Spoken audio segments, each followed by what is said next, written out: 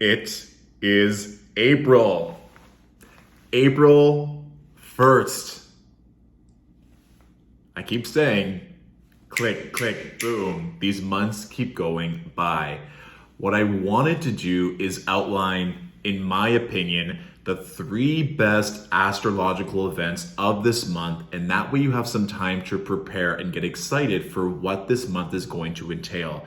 Astrologically speaking, it's one of the best months of the entire year. No planets are retrograde until the very end of the month. We also have some really benefic energy coming in the form of Venus leaving Saturn-ruled signs. And so there's just a lot to look forward to. So you've been busting your booty, working extremely hard, making sacrifices, wondering when is this all going to work out in my favor? The time is now. Remember, we always have free will and autonomy, but when we have these benevolent transits coming from the universe, it seems like everything is just in the state of flow where we don't have to push as hard, where it can just land on our lap nicely and we get to enjoy everything accordingly, okay? So let's break this down. Number 1, the Aries New Moon happening right at the start of the month, April 1st. This one is interesting because the sun and the moon are conjunct Chiron and Mercury. Chiron being that wounded healer asteroid, Mercury relating to our thoughts, our beliefs, and communication. I've been seeing this all week long with clients in terms of what they're fearful of or what they're doubting or what they're insecure about and where that story, where that narrative is playing in other parts of their life. So it's not just happening with regards to money or career or love. It generally is manifesting in all areas of their life. So with Chiron and Aries, our identity, how we show up, how we take charge, that Martian energy linked in with Aries, with Mars being its ruler. How do you show up in the world? How do you take leadership? How do you take opportunity? Where do you need to maybe put yourself first in order to achieve what you want? And that could be, again, in family, home, relationships, career. And where do you maybe have trouble asserting yourself or being dominant or just knowing that whatever you want is already yours?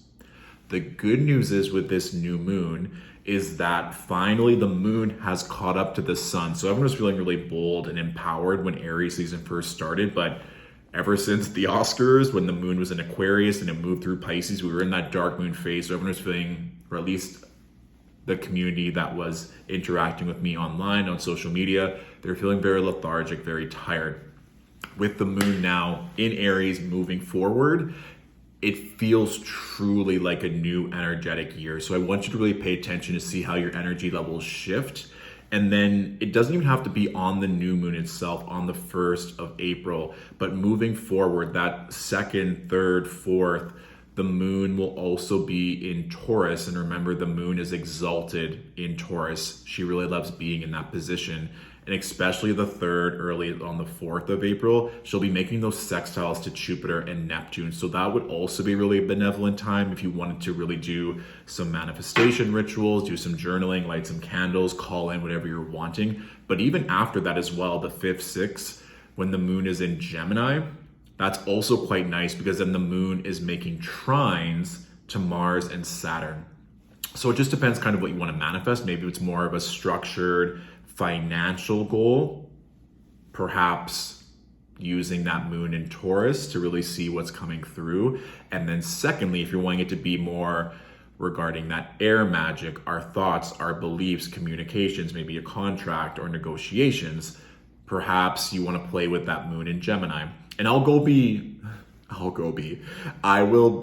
going through this all in my weekly astrological breakdowns that I post every Monday. But I just wanted to really give you all the blessings and the good news that's coming with April 1st, just to wet your feet, a little amuse boost, perhaps just the tip of what's to come for the month ahead, okay?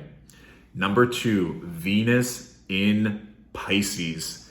So let us remember that Venus has been in Saturn-ruled signs, Capricorn and Aquarius, ever since November 5th of 2021. That's a long time because she went through that retrograde period in Capricorn. And Venus had to contend with both Mars and Saturn And she still is at the start of the month in Aquarius. So with Mars and Saturn being traditionally known as the malefic planets, Venus doesn't love being there. So she had to be in a Saturn ruled sign with both the malefic planets. When she moves into Pisces on April 5th, she is in one of her favorite signs, and she's co-present Jupiter and Neptune. Jupiter is in its home sign of Pisces. So this is something I really want to emphasize, to look at the house in your own natal chart ruled by Pisces, because there's going to be a lot of beautiful blessings and opportunities. Like I was saying at the start of the video, it's almost like these energies are just going to land on your lap that you won't even really have to try. And intuitively, I'm sure most of you will know where that's coming, or what you've been focusing on, or what you've been called to really hone in on. And in addition, with all of this new moon energy in Aries, really look to the house in which Aries rules as well. So that Pisces and Aries ruled part of your chart is going to be very activated. But with both benefics in one of their favorite sign for the entire month, starting April 5th, this is phenomenal. And especially at the end of the month, like that last week of April, Venus is going to be conjunct Neptune and Jupiter. So it just keeps getting better and better. And then literally at the end of the month, we have that eclipse, which we will save probably for a whole other video. But it is interesting for me how we have Venus conjunct Jupiter, and then literally the next day there's an eclipse in Taurus, right? That new moon eclipse.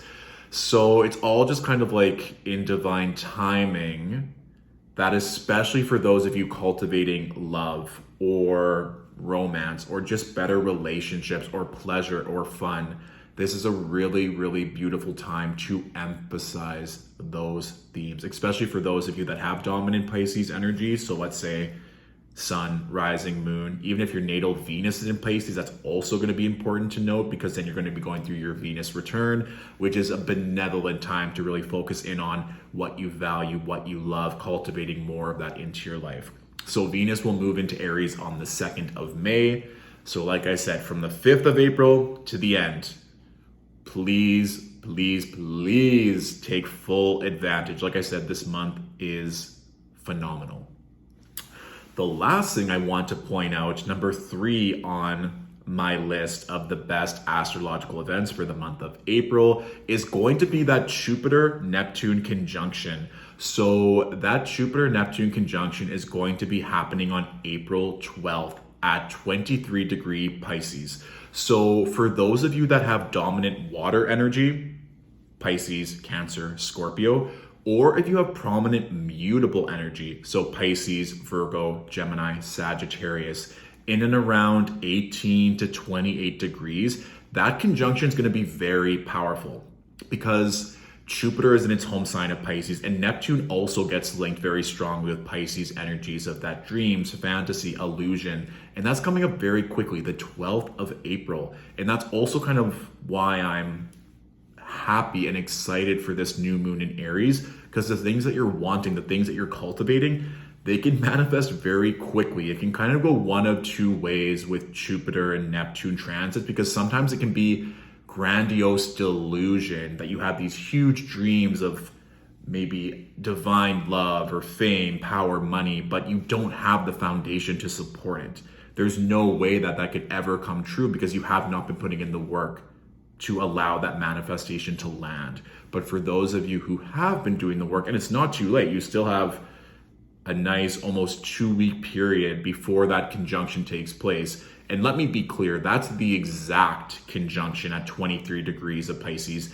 Jupiter is still going to be very close to Neptune. It still already is, it's making that applied conjunction, but the exact conjunction happens on the 12th. And I did some research. The last time we had a Jupiter-Neptune conjunction in the sign of Pisces was March 17th, 1856.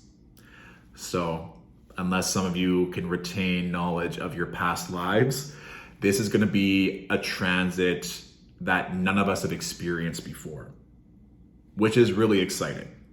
So I just want you, even over the next few days of getting clear of what it is that you really want, that big dream, that big fantasy, and maybe put some stock and put some time and put some energy towards that, especially in the house in your own natal chart that's ruled by Pisces, because then it's just going to amplify that even more. And like I said, if you have strong water or mutable energy, it's naturally going to amplify this conjunction and the events of this transit easily.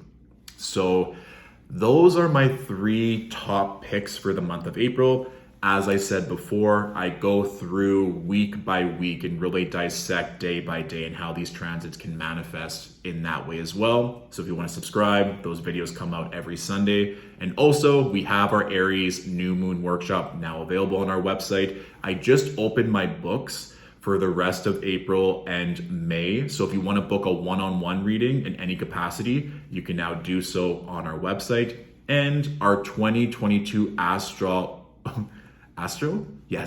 Astrology guide is now on sale as well. So if you're curious about learning more about the transits, what's going on, how to interpret this a bit stronger and more clearly on your end, you can find that on our website as well.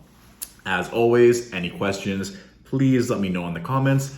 Otherwise, take full advantage of all of the blessings, all of these beautiful transits that are happening throughout the month of April. And I will see you very soon for a week ahead astrology breakdown. Bye for now.